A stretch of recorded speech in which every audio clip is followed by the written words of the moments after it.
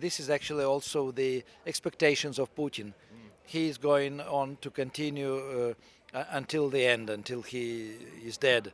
He will run this war, and he hopes that in the West people will think that Russia is so huge and has so many human reserves that Russia will in the end win. And if it happens, actually, it will not mean the victory of Russia over Ukraine. It will be victory of Russia, North Korea, and Iran over the Western democratic civilization. It is a fiction, but partially based on real events from the Soviet history and from today.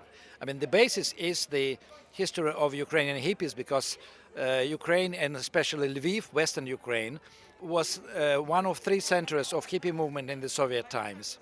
Of course, I mean, KGB people were looking after the hippies, but hippies were not considered political enemies. They were considered cultural enemies influenced by the Western cultural propaganda. But the movement was strong, and they were irritating, actually, the authorities regularly. And they had their own life. Of course, they were involved in the black market of the vinyls, and the KGB officers regularly raided the market and confiscated the records. And as a result, some of them became fans of Western rock.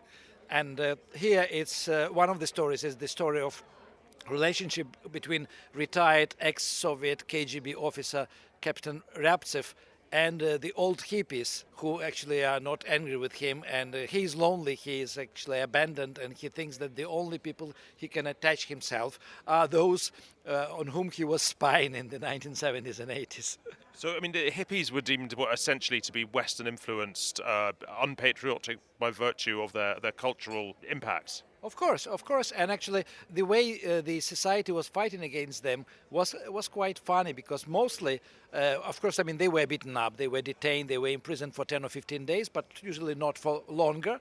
But the most funny thing was that in every magazine there were caricatures describing them in a most awful way, with their long hair and strange jeans and strange decorations, etc. At the same time, they were the first people in the Soviet Union who appreciated freedom and defended their freedom. And of course, I mean, they were pacifists, so they were against Soviet army, against any sort of strategic plans of the Soviet Union. So in this sense, of course, they were interesting also for KGB. Tell me about Lviv as a sort of cultural, cosmopolitan, bohemian center. Well, I think it was always like this. In fact, actually, Lviv used to belong to several states, and this is the only city in Ukraine which has 5 different names in 5 different languages. So, I mean, of course, Russian name is Lvov, Ukrainian is Lviv, Polish is Lvov, and Lviv was part of Poland from 1918 till 1939. But when it was part of Austrian-Hungarian Empire, it was called Lemberg, and it is still remembered as Lemberg in Austria and in Germany.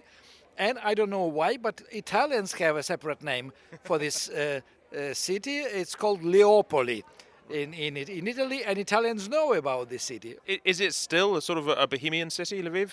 It is very bohemian. I mean, it has beautiful old central part of town from 16th, 15th century, very well looked after, with a ancient cellars and cafes and restaurants. It has a very vibrant cultural life. It always used to have different literary cafes, theatrical cafes, and even nightclubs have some kind of cultural side in their activity. Look, you wrote the book while making monthly trips from Kiev to Lviv to walk its street and to meet characters, some of whom appear in the novel under real names, right? Yes, exactly. There are 6 main characters. 3 of them are real inhabitants of Lviv under their real names with their addresses, but without their telephone numbers. But you can meet them actually in Lviv easily, especially the founder of hippie movement in Ukraine, Alik Alisevich, who is still hippie. He is over 70 years old. He is working in the opera house, and not far away from the opera house there is a cult cafe from the Soviet times, which is called Armenian Cafe. And when he is not working, he's always there drinking coffee, so you can meet him. You're a valued commentator on Ukraine and what's happening in Ukraine, and you've been on our show a couple of times, once with me, once with Jeff Norcott when he was filling in.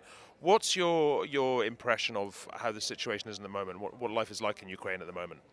Well, I think there is an escalation, of course, escalation on the front line, where much more victims of the daily battles. but also Russia is much more aggressive, shelling Ukrainian cities. And yesterday they actually destroyed a village cafe with a missile in the time when actually 60 people were there inside having a wake dinner after the funeral. So 51 people were dead, the civilians, 8 wounded. And this morning a child was killed in Kharkiv, and his grandmother. So I mean, every day we have more and more of Ukraine destroyed by Russians. And I think the winter will be even more harsh, because already Russians are trying again to destroy Ukrainian infrastructure, waterways, electricity generating